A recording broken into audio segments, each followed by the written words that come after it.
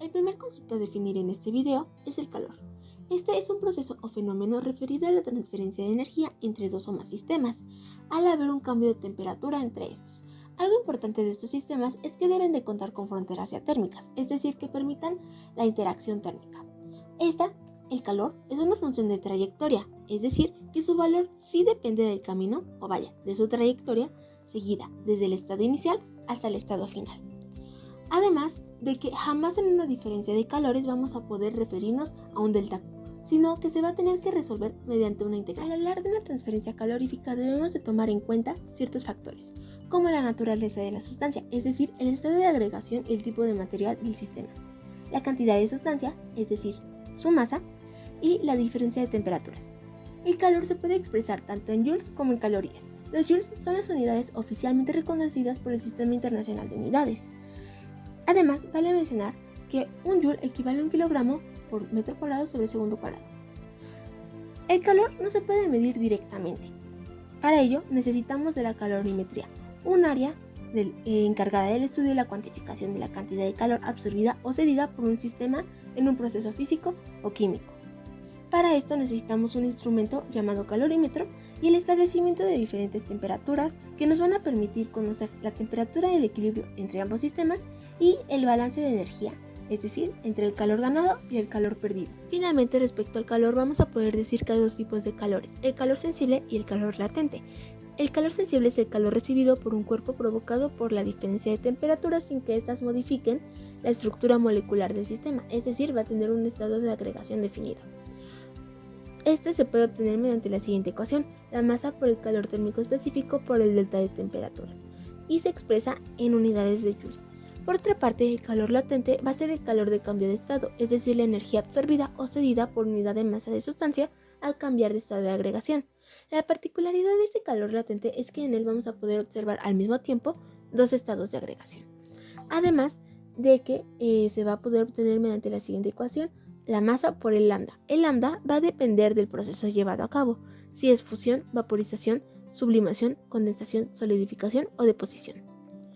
Lo interesante en esto es que el calor térmico específico utilizado para el calor sensible y el lambda en calor latente son datos experimentales registrados ya en tablas y en libros.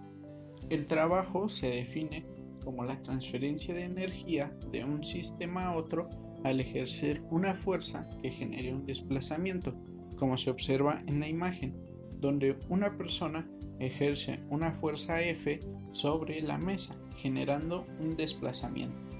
Por lo que el trabajo se puede entender como una función de trayectoria en la que se ve implicada una acción mecánica. Ahora bien, para conocer el valor del trabajo, utilizamos la ecuación que nos indica que trabajo será igual a la integral definida de A a B de la fuerza aplicada por el diferencial de la distancia. Por lo tanto, el trabajo, al ser un producto de vectores, será un escalar. Sabiendo lo anterior, podemos aplicar el concepto de trabajo a un sistema termodinámico, compuesto de un recipiente con tres paredes rígidas y una flexible que permite el cambio de volumen en el gas que se encuentra en el interior, de tal manera que la presión del gas se mantenga constante y se genere un desplazamiento. Por lo tanto, a partir de la ecuación inicial del trabajo, podemos sustituir la fuerza aplicada por la presión del gas y el desplazamiento por el aumento o disminución del volumen, obteniendo una nueva ecuación donde el trabajo va a ser igual a la integral definida del volumen A al volumen B de la presión por el diferencial de volumen. Y conociendo el signo del trabajo obtenido, podemos saber si el sistema está ejerciendo un trabajo, signo negativo, o si el entorno ejerce un trabajo sobre el sistema, signo positivo. La energía interna es toda la energía que pertenece a un sistema de partículas. Más concretamente, es la suma de la energía cinética de las moléculas o átomos que la constituyen y de la energía potencial intramolecular. La energía interna es una función de estado. Esto quiere decir que solo depende del estado inicial y del estado final. Como consecuencia de ello, la variación del estado de energía en un ciclo siempre será cero. ya que el estado inicial y el estado final siempre coinciden. Lo que normalmente se quiere calcular es el cambio de la energía interna, lo cual, para realizar esto, nos lleva al primer principio de la termodinámica, el cual dice que la variación de energía interna de un sistema cerrado es la suma del calor dado o absorbido por el medio y al trabajo que éste hace o se le aplica. Para los gases ideales, la energía interna depende únicamente de la temperatura, por lo que la energía interna se puede calcular mediante la siguiente expresión, donde N es el número de moles y Cb es la capacidad calorífica molar del volumen y T la temperatura final e inicial. En un proceso isotérmico, la temperatura permanece constante. La temperatura es una variable fundamental para los gases ideales, pues depende únicamente de este, por lo que podemos decir que el cambio de energía siempre será cero, mientras que el calor será igual al trabajo, pero de signo contrario. En un proceso isobárico, donde la presión es constante, parte del calor absorbido se transformará en trabajo realizado por el gas y el resto se invierte en aumentar la energía interna. En un proceso isocórico, el volumen del sistema será constante. Esto quiere decir que el sistema no podrá expandirse ni contraerse, por lo cual se dice que no habrá trabajo realizado. Entonces, la ecuación original queda que el calor será igual al cambio de energía interna, es decir, todo el calor que entra al sistema se convertirá en energía interna, porque no hay trabajo donde se pierda energía.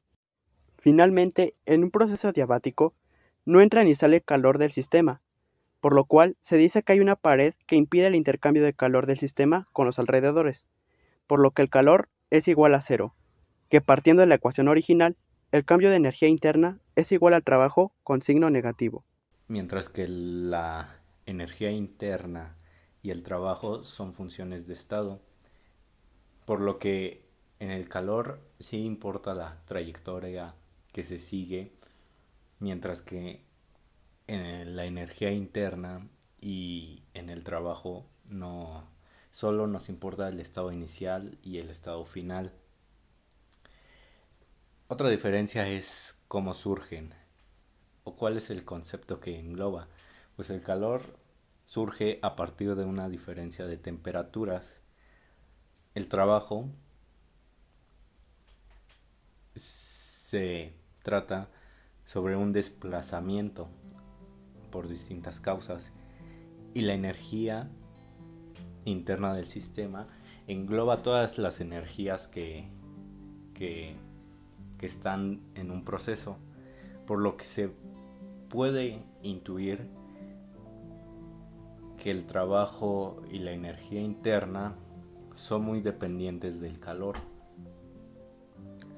Y por último, las diferencias son los efectos que tiene cada proceso dentro del sistema. En el calor, pues se piensa en que puede elevar o disminuir su temperatura. En el trabajo, pues se piensa si puede realizar o no trabajo o mover algo o comprimir algo, mientras que la energía interna pues realmente solo nos indica la energía total.